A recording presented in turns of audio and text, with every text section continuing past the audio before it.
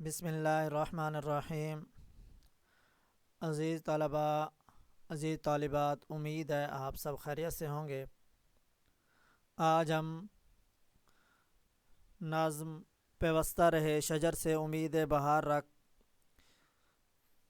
کا مرکزی خیال اور خلاصہ پڑھیں گے، لہٰذا ہم شروع کرتے ہیں نظم کا مرکزی خیال۔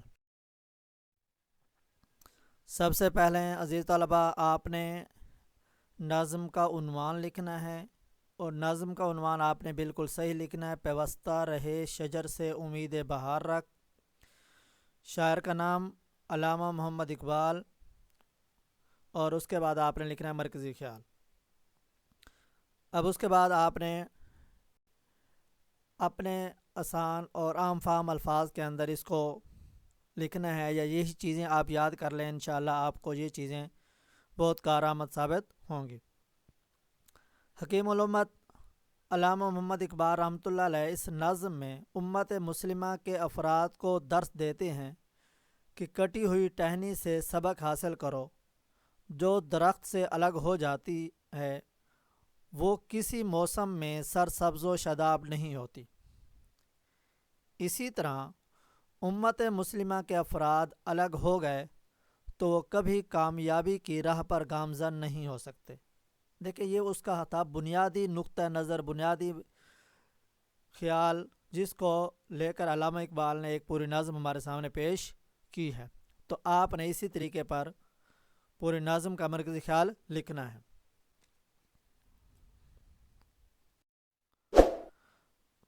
یا پھر آپ نے نظم کا خلاصہ لکھنا ہے، تو وہ بھی اسی طرح کہ نظم کا عنوان، شاعر کا نام، اور اس کے بعد آپ نے خلاصہ لکھنا ہے۔ خلاصہ یہ ہوتا ہے کہ پوری نظم کے اندر جو جو باتیں انہوں نے ذکر کی ہیں ان کو آپ نے اپنے الفاظ کے اندر لکھنا ہے۔ علامہ اقبال رحمۃ اللہ علیہ نے فرمایا کہ جو شاخ درخت سے الگ ہو جاتی ہے وہ بہار کے موسم میں سرسبز و شاداب نہیں ہوتی۔ اس ٹہنی کے لیے ہر وقت خزاں کا موسم ہے، تیرے گلستان میں بھی خزاں کا زمانہ ہے، کیونکہ تیرا گلستان اجڑ گیا ہے۔ جو پرندے آپ کے نغمے گاتے تھے اب وہ یہاں سے رخصت ہو گئے۔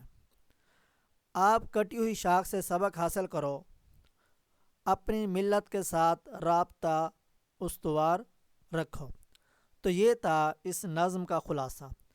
آپ اس کو اپنے الفاظ میں بھی لکھ سکتے ہو، یہی چیز یاد کر لو تو بھی آپ کے لیے بہت کارآمد ثابت ہوگی۔ تو امید ہے آپ کو یہ نظم کا مرکزی خیال اور خلاصہ سمجھ آ گیا ہوگا۔ آپ ہمارے چینل معلم اردو کو یاد رکھیں اور سبسکرائب کریں، لائک کریں، تاکہ ہر آنے والی ویڈیو آپ تک پہنچ سکے۔ اللہ حافظ۔